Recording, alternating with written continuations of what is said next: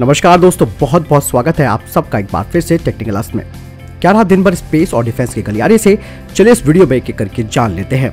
सबसे पहले defence update की बात करते हैं तो हेलिना एंटी टैंक मिसाइल को लेकर आ रही है, जिसका सफलतापूर्वक परीक्षण कर लिया गया है। भारतीय सेना और एयरफोर्स ने संयुक्त रूप से 4 हेलिना एंटी टैंक मिसाइलों का परीक्षण किया।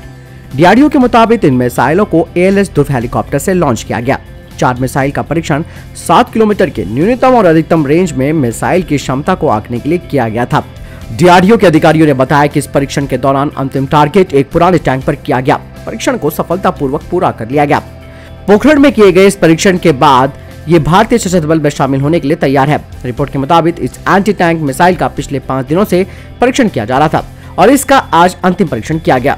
इस इंफ्रारेड मिसाइल को डीआरडीओ ने बनाया है। इसकी तुलना चीन की पीपल लिबरेशन आर्मी के वायर गाइडेड HJ-8 या फिर होंगजियान 8 सिस्टम और पाकिस्तान के द्वारा विकसित BARQ लेजर गाइडेड मिसाइल के साथ की जाती है। Anti tank guided missile ATGM ऐसा रॉकेट होता है जिसे गाइड करके निशाने पर साधा जाता है। ये प्रणाली सभी मौसम में दिन और रात में हमला करने में सक्षम है और बैटल टैंक्स को भी नष्ट कर सकती है। हेलिना मिसाइल सीधे हिट मोड के साथ ही टॉप अटैक मोड दोनों में टारगेट पर निशाना साध सकती है।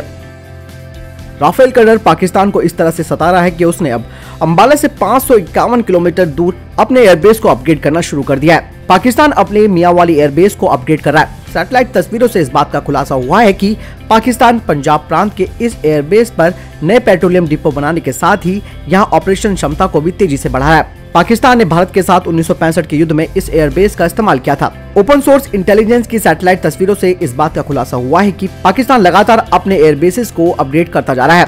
इसका मतलब साफ है कि पाकिस्तानी एयरफोर्स इस एयरबेस की ऑपरेशनल क्षमता को बढ़ाने की तैयारी कर रही है। यहाँ पर पहले से ही चीन में बने हुए एंटी स्टिल्थ रेडार तैनात किए गए हैं। इसके अलावा चीनी ड्रोन अक्सर मियांवाली एयरबेस से उड़ान भरते हुए दिखाई देते हैं।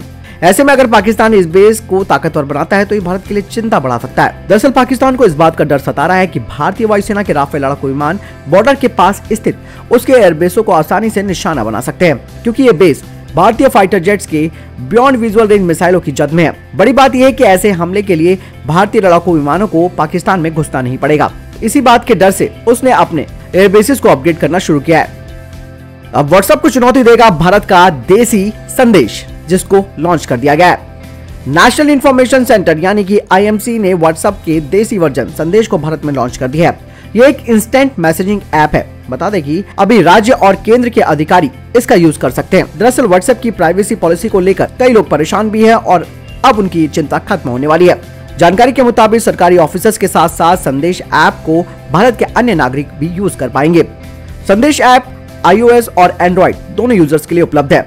इस ऐप के लिए फोन में Android वर्जन 5.0 या उससे ऊपर होना चाहिए, वहीं आईफोन में iOS 12 या उससे ऊपर होना चाहिए। यूजर्स इस ऐप की APK फाइल को सरकार की आधिकारिक वेबसाइट GIMS पोर्टल के माध्यम से डाउनलोड कर सकते हैं। अभी ये ऐप गूगल प्ले स्टोर या फिर एप्पल ऐप स्टोर पर उपलब्ध नहीं है। डाउनलोड करने के बाद यूजर्स को बस अपना मोबाइल नंबर या फिर ईमेल ID के साथ साइन अप करना होगा। इसके बाद OTP मिलेगा और आपको अपने जेंडर की डिटेल देनी पड़ेगी। इसके बाद साइन अप होगा और प्रोसेस कंप्लीट हो जाएगा। इस ऐप की सबसे खास बात यह है कि जहां विदेशी ऐप आपकी प्राइवेसी डेटा चोरी कर सकते हैं, वहीं इस ऐप से ऐसा कोई खतरा नहीं है। इस ऐप को NIC यानी कि नेशनल इंफॉर्मेटिक सेंटर के द्वारा डेवलप किया गया है, जो ministry of electronics and information technology का हिस्सा है। यानी कि एक बड़ी उपलब्धि। अब भारत ने व्हाट्सएप को टक्कर देने के लिए अपना संदेश को लॉन्च कर दिया है।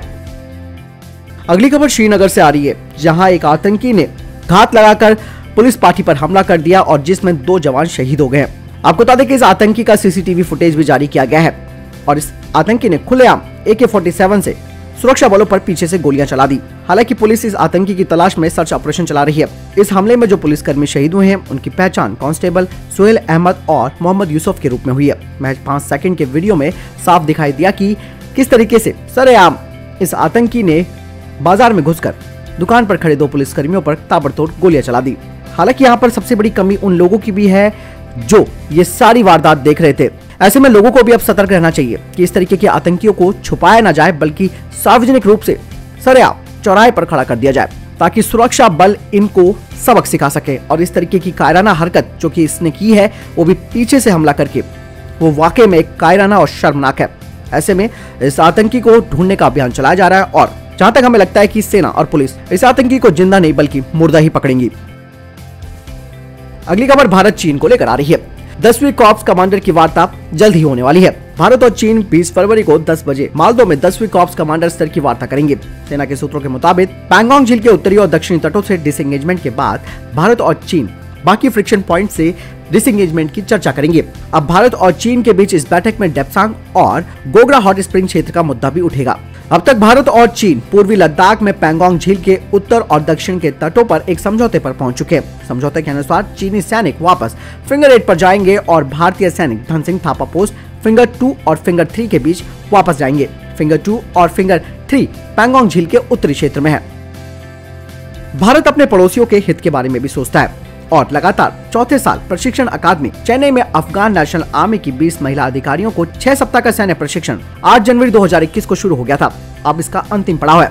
इस प्रशिक्षण पाठ्यक्रम में शारीरिक प्रशिक्षण, ड्रिल, हथियार प्रशिक्षण, सामरिक प्रशिक्षण, नेतृत्व और मानव संसाधन प्रबंधन के अलावा सूचना प्रौद्योगिकी और अंग्रेजी संचार शामिल है। ये अधिकारी पहले ही अपने देश से संबंधित शस्त्र और सेवाओं में बुनियादी सैन्य प्रशिक्षण प्राप्त कर चुके हैं। यह उनकी ओटीए में चेन्नई अंग्रेजी संचार और सैन्य प्रशासन को संभालने के अपने कौशल को परिष्कृत करने की प्रक्रिया है। अगले अपडेट की बात करते हैं तो एलएनटी को लेकर आ रही है। लार्सन एंड टूब्रो ने कहा कि उसकी निर्माण शाखा को कुडनकुलम परमाणु बिजली परियोजना की 2 यूनिट के निर्माण के लिए 2,500 करोड़ रुपए तक का ठेका मिला है। कंपनी ने शेयर बाजार को बताया कि एलएनटी की निर्माण शाखा को भारतीय परमाणु ऊर्जा निगम लिमिटेड यानी कि एनपीसीआईएल से परमाणु क्षेत्र में एक उल्लेखनीय ठेका मिला है, जो कुडनकुलम 5 और 6 यूनिट के निर्माण कार्य से संबंधित है। कंपनी ने ठेके की कीमत के बारे में नहीं बताया, लेकिन बताया जा रहा है कि इसकी कीमत 1,000 करोड़ रुपए से 2,500 करोड़ रुपए के बीच हो सकती है। अगली खबर अरुणाचल प्रदेश को लेकर आ रही है। सेना अधिकारियों ने बताया कि सरकार ने अरुणाचल प्रदेश में भारत चीन सीमा पर गश्त बढ़ाने के लिए 18 सीमा गश्ती ट्रैक बनाने की मंजूरी दे दी है। अधिकारियों ने बताया कि इसमें भारतीय सेना और आईटीबीपी को चीन से सटे दुर्गम इलाकों में बुनियादी ढांचा विकसित करने में मदद मिलेगी।